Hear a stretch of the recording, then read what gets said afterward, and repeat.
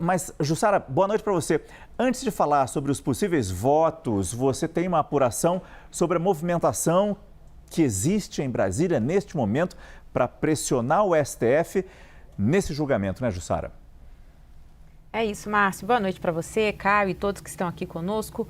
Márcio, há uma percepção em Brasília que os ventos começaram a mudar para Daniel Vorcaro, o dono do Banco Master. Há uma avaliação aqui em Brasília que há sim uma pressão, justamente um movimento para que Daniel Vorcaro consiga deixar a prisão. Há toda uma expectativa em relação a isso, a gente vai detalhar melhor esses votos daqui por diante. Mas, Márcio, tem alguns sinais que estão sendo avaliados, né, percebidos como essa pressão aqui em Brasília. Primeiro, integrantes importantes do Centrão que começam a, inclusive, conversar com integrantes, interlocutores do Supremo Tribunal Federal e os recados que são passados também.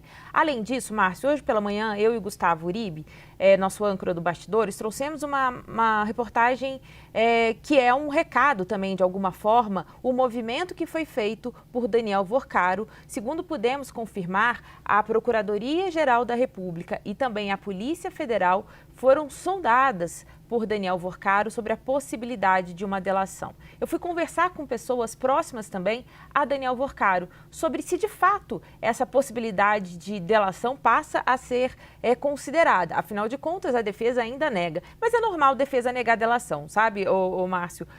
Geralmente eles negam e depois lá na frente acabam confirmando. Mas, segundo esses interlocutores de Daniel Vorcaro, o que eles dizem também é que esses movimentos também servem como recado. Afinal de contas, com Daniel Vorcaro preso, a possibilidade de delação aumenta. Não à toa que essa sondagem em relação aos investigadores dessa possível delação, ela ocorre nas vésperas dessa votação, né, desse julgamento no plenário virtual da segunda turma, que vai referendar ou não a determinação do ministro André Mendonça, que é o relator dessa prisão de Daniel Vorcaro e outras duas pessoas que também estão presas, acusadas aí de participarem dessa fraude financeira. Márcio, aqui em Brasília, a avaliação é que esses movimentos têm dado resultado. A questão é o seguinte, eu posso detalhar isso mais à frente, Márcio, se essa pressão vai fazer efeito. O que vai ser considerado é tentar evitar uma delação de Daniel Vorcaro, e isso sim causa calafrio em muitas autoridades em Brasília, políticos, inclusive com foro privilegiado, e a gente viu também toda essa possibilidade, essa questão, como elas têm atingido diretamente o Supremo Tribunal Federal.